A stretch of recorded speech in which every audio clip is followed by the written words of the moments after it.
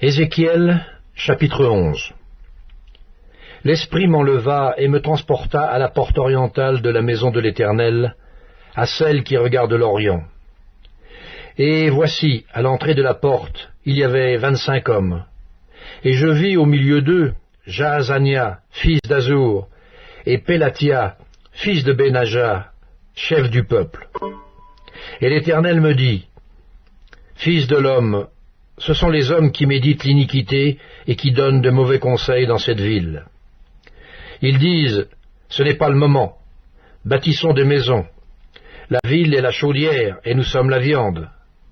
C'est pourquoi prophétise contre eux, prophétise, fils de l'homme. » Alors l'Esprit de l'Éternel tomba sur moi, et il me dit, « Dis, ainsi parle l'Éternel. Vous parlez de la sorte, maison d'Israël. Et ce qui vous monte à la pensée, je le sais. Vous avez multiplié les meurtres dans cette ville. Vous avez rempli les rues de cadavres.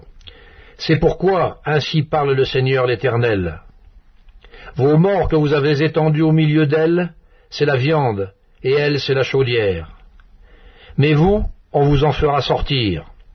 Vous avez peur de l'épée, et je ferai venir sur vous l'épée, dit le Seigneur l'Éternel. Je vous ferai sortir du milieu d'elle, je vous livrerai entre les mains des étrangers, et j'exercerai contre vous mes jugements.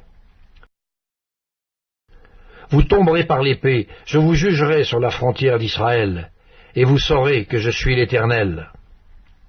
La ville ne sera pas pour vous une chaudière, et vous ne serez pas la viande au milieu d'elle. C'est sur la frontière d'Israël que je vous jugerai, et vous saurez que je suis l'Éternel, dont vous n'avez pas suivi les ordonnances et pratiqué les lois. Mais vous avez agi selon les lois des nations qui vous entourent. Comme je prophétisais, Pélatia, fils de Benaja, mourut. Je tombai sur ma face, et je m'écriai à haute voix, « Ah, Seigneur éternel, anéantiras-tu ce qui reste d'Israël ?» Et la parole de l'Éternel me fut adressée en ces mots. « Fils de l'homme, ce sont tes frères, ceux de ta parenté et la maison d'Israël tout entière, à qui les habitants de Jérusalem disent, « Restez loin de l'Éternel, le pays nous a été donné en propriété. » C'est pourquoi tu diras, « Ainsi parle le Seigneur l'Éternel. Si je les tiens éloignés parmi les nations, si je les ai dispersés en divers pays, je serai pour eux quelque temps un asile dans les pays où ils sont venus. C'est pourquoi tu diras, « Ainsi parle le Seigneur l'Éternel. Je vous rassemblerai du milieu des peuples, je vous recueillerai des pays où vous êtes dispersés, et je vous donnerai la terre d'Israël.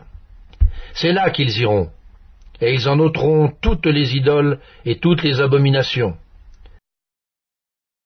Je leur donnerai un même cœur, et je mettrai en vous un esprit nouveau.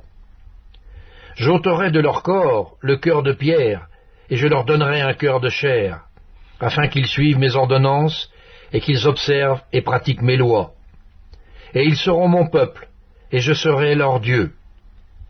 Mais pour ceux dont le cœur se plaît à leurs idoles et à leurs abominations, je ferai retomber leurs œuvres sur leurs têtes, dit le Seigneur l'Éternel. Les chérubins déployèrent leurs ailes, accompagnés des roues, et la gloire du Dieu d'Israël était sur eux, en haut. La gloire de l'Éternel s'éleva du milieu de la ville, et elle se plaça sur la montagne qui est à l'orient de la ville. L'Esprit m'enleva et me transporta en Chaldée, auprès des captifs, en vision par l'Esprit de Dieu. Et la vision que j'avais eue disparut au-dessus de moi. Je dis aux captifs toutes les paroles de l'Éternel qu'il m'avait révélées.